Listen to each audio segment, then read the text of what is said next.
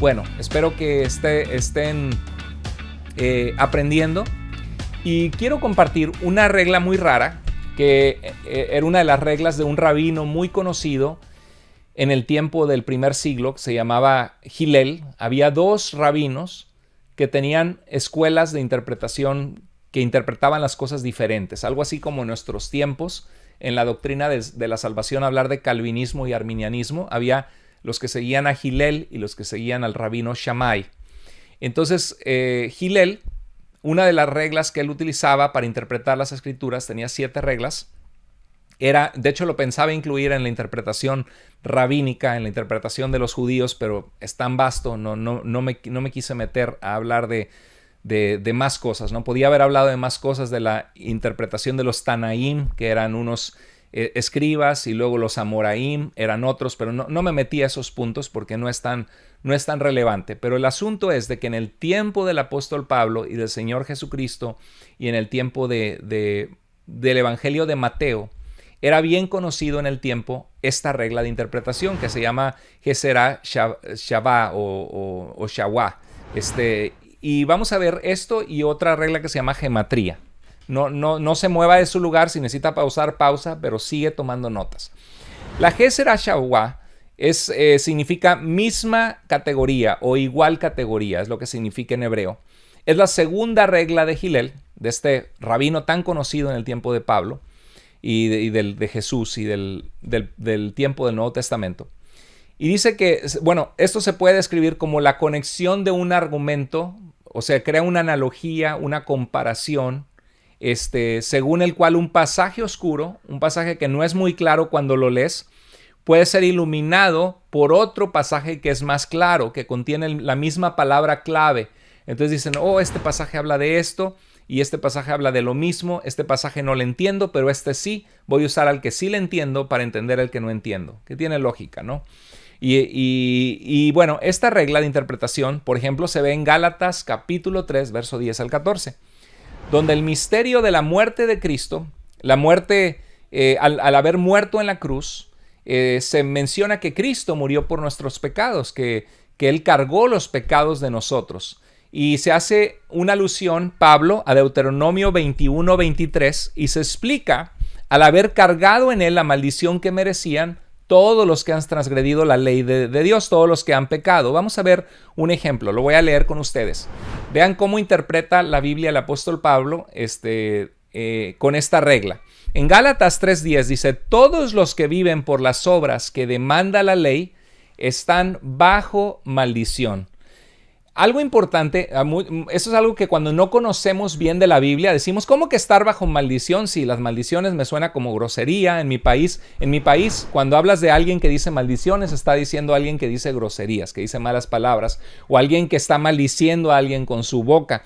Pero en realidad, en la mente de todo judío, cuando uno lee el libro de Deuteronomio, que es una repetición de la ley de Dios al pueblo de Israel antes de entrar a la tierra prometida, al final tiene unas bendiciones y maldiciones. O sea, el que agrada a Dios va a recibir bendiciones de Dios, va a ser guardado de sus enemigos, va a ser bendecido en sus cultivos, pero el que desobedece a Dios va a recibir consecuencias de castigos, de la maldición, de que la bendición de Dios no va a estar sobre él. Es lo que quiere decir con maldición.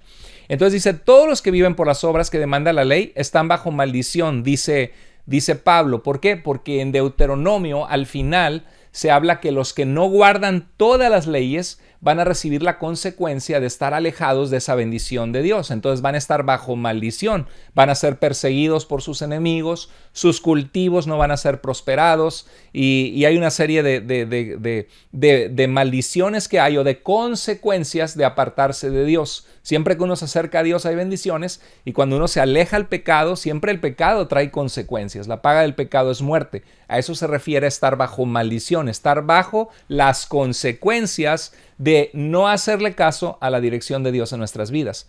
Entonces dice, maldito sea quien no practique fielmente todo lo que está escrito en el libro de la ley. Pablo está citando ahí en Gálatas 3:10 al libro de Deuteronomio.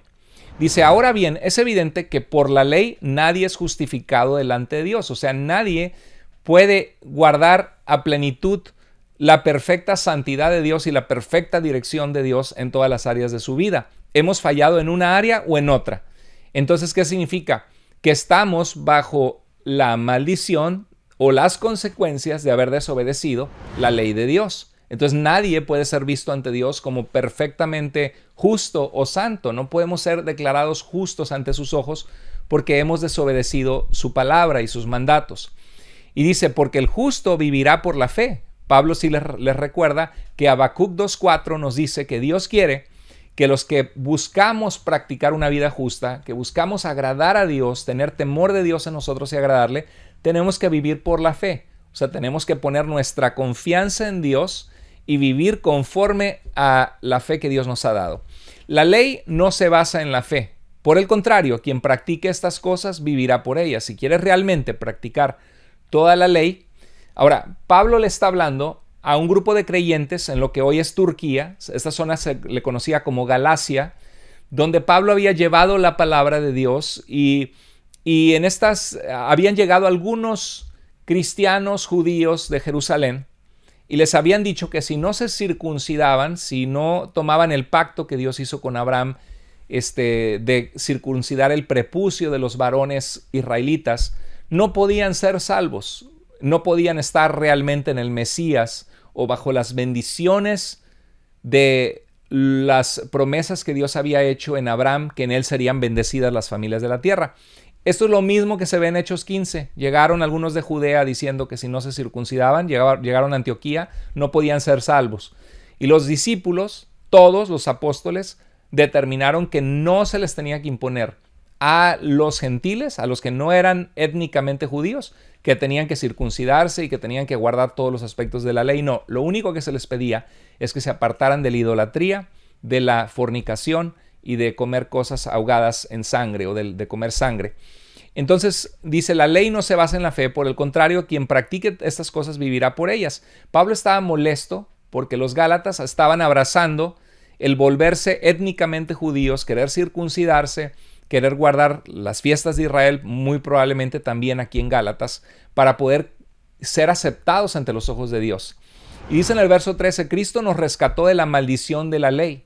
O sea, al nosotros infringir la ley de Dios, estábamos bajo su maldición, lejos de su bendición, condenados a lo que romper la ley de Dios te condena, la maldición, a la muerte. Dice, Cristo nos rescató de esa maldición bajo la cual estábamos, de esa condena de muerte que teníamos por haber roto sus leyes, sus mandatos. Pues está escrito, maldito todo el que es colgado de un madero. Pablo está utilizando Deuteronomio 21:23, léalo, aquí está con nosotros en la pantalla, dice, porque cualquiera que es colgado de un árbol está bajo la maldición de Dios. Aquí está hablando en Deuteronomio 21:23, el pasaje anterior acaba de hablar de cuando alguien comete un crimen que merece pena capital. O sea, un hombre va y mata a otro hombre, un hombre va y hace algo que la ley determina que merece la muerte, que no merece vivir en la comunidad de un pueblo que tiene temor a Dios y que tiene respeto por la vida y por su semejante. Entonces dice que cuando esta persona fuera muerta, que no la dejaran colgada en un árbol, sino que la enterraran y que para que no hubiera maldad en la tierra, en la tierra prometida, en la tierra que Dios les había dado. Porque dice, maldito, cualquiera que es colgado en un árbol está bajo la maldición de Dios. Cualquiera que es colgado en un árbol es porque ha roto alguna regla muy fuerte de los mandamientos de Dios y está bajo esa maldición que condenaba el no obedecer las leyes de Dios y el transgredirlas haciendo maldad. Entonces aquí Pablo razona y dice, ok, Cristo fue colgado en una cruz. Cristo fue crucificado por Poncio Pilato. Y cuando leemos esto en las Escrituras, podemos reflexionar de que sí, verdaderamente Cristo cargó nuestros pecados en la cruz. Murió por nosotros, así como en Deuteronomio se hablaba de aquellos que hacían un pecado o una infracción de la ley, un crimen, un delito muy fuerte que merecía la pena capital, la pena de muerte. Bueno, Cristo llevó la pena de muerte y escrito está en Deuteronomio 21:23 que el que muere en un árbol está bajo la maldición de Dios porque ha infringido las leyes, ¿no? Porque por eso fue condenado a ser muerto y a ser colgado en un árbol. Pero Pablo está está conectando dos ideas. Ahí está la regla Geserá Shavá de Hillel, que se utilizaba en el tiempo de Pablo, que para nosotros es muy raro ver esa forma de interpretar la Biblia. No es una forma que nosotros debemos usar ahora, pero que Pablo estaba utilizando porque en su tiempo se utilizaba. Entonces cita también Deuteronomio 27:26, que dice: maldito será quien no practique fielmente las palabras de esta ley. Entonces Cristo tomó la maldición que nosotros merecíamos por haber roto sus leyes. Él fue colgado en un árbol por nuestros pecados. Y no podemos entonces decir: ahora voy a agradar a Dios cumpliendo toda la Torá, cumpliendo las leyes, circuncidándome, guardando el Shabbat, las fiestas de Israel, buscando guardar todo, porque en realidad ni los mismos judíos pudieron cumplir a la perfección las leyes de Dios. Van a estar bajo maldición. Y por eso es que Cristo fue maldición por nosotros al morir cargando nuestros pecados que nos condenaban, para que seamos libres de ser de Dios, sin necesidad de tener una listota de aspectos rituales que sin ser judíos se nos piden que nosotros cumplamos. Ese es el aspecto. Entonces Gálatas 3:14 dice: así sucedió para que por medio de Cristo Jesús la bendición prometida a Abraham llegara a las naciones, que Dios le dijo a Abraham que en él serían benditas las familias de la tierra y que en su simiente, en su semilla serían bendecidas. Y la semilla pues es Jesús. Dice: para que por la fe recibiéramos el Espíritu según la promesa. Pablo dice que si ahora nosotros tenemos al Espíritu de Dios como cristianos, ya somos libres en Cristo para ser victoriosos sobre el pecado, porque el Espíritu Santo nos guía a la verdad. ¿Qué dice Gálatas 5, 19 al 23? Habla de los frutos de la naturaleza pecaminosa de la carne, que son celos, envidias, discordias, inmoralidades sexuales, etc. Y luego dice: más el fruto del Espíritu es amor, es gozo o alegría, es paciencia, es fe, mansedumbre, templanza o dominio propio, ¿no? Entonces, cuando tenemos los frutos, y dice Pablo: contra tales cosas no hay ley.